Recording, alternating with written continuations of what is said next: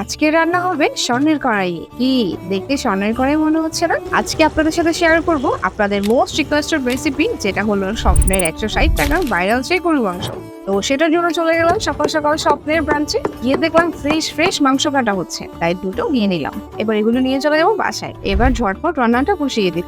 রান্নার জন্য চুলায় বসিয়ে দিলাম আমার প্রিয় কড়াইটি। এই সুন্দর গোল্ডেন কড়াইটি পেয়ে যাবেন ম্যাগনিফিশিয়েন্ট পেজে। আমি মাংসগুলোকে ধুয়ে কড়াইতে নিয়ে নিয়েছি, যেহেতু এগুলো হাতে মাখিয়ে রান্না করব। এবার দিয়ে দেবো বেশ কিছু পেঁয়াজ কুচি। এখানে আমি প্রায় 2 টেবিল চামচের মতো আদা বাটা এবং রসুন বাটা দিয়েছি।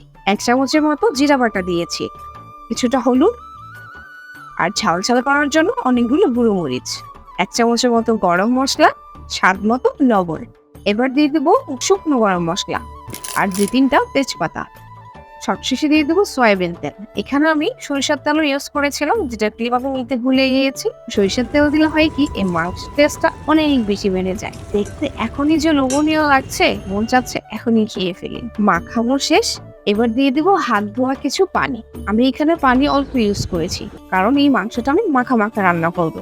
যেহেতু এটা হাতে মাখানো, তাই একটু হাই হিটে আগে গরম করে নিয়েছি। যখন একটা বলক চলে এসেছে, তখন দিয়ে দিব 3টা আস্ত রসুন। এই রসুনটা দিলে এত সুন্দর একটা ফ্লেভার আসে, আপনারা যতক্ষণ রান্না করে খাবেন ঠিক টেস্টটা বুঝবেন না। এটা বেসিক্যালি চুই ঝালে রান্না করা হয়, চুই গোস্তের সাথে এরকম আস্ত রসুন দিয়ে। এটাকে এক প্রকার গরিবের চুই ঝাল মাংসও বলা যেতে পারে। যেহেতু মাংসগুলো অনেক টেস্ট ছিল, রান্না করতে আমার বেশি সময় লাগেনি। এই যে মাখো হয়ে গেল। এবার দিয়ে দিব আলু। গরু মাংসে আলু কে কে পছন্দ করে কমেন্টসে জানাবেন কিন্তু। এবার ঢেকে কিছুক্ষণ আলুটা সেদ্ধ করে নিব। এই তো আমার গরু মাংস রেডি। রসুনটা পুরো গেম চেঞ্জার ছিল।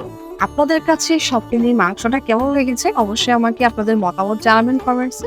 আমার কাছে তো এই 160 টাকার গরুর মাংসটা অর্চিত লেগেছে। আপনাদের কাছে কেমন লেগেছে কমেন্টস অবশ্যই জানাবেন। আজকে পর্যন্ত সবাই ভালো থাকবেন, বেশি করে খাবেন। আল্লাহ হাফেজ।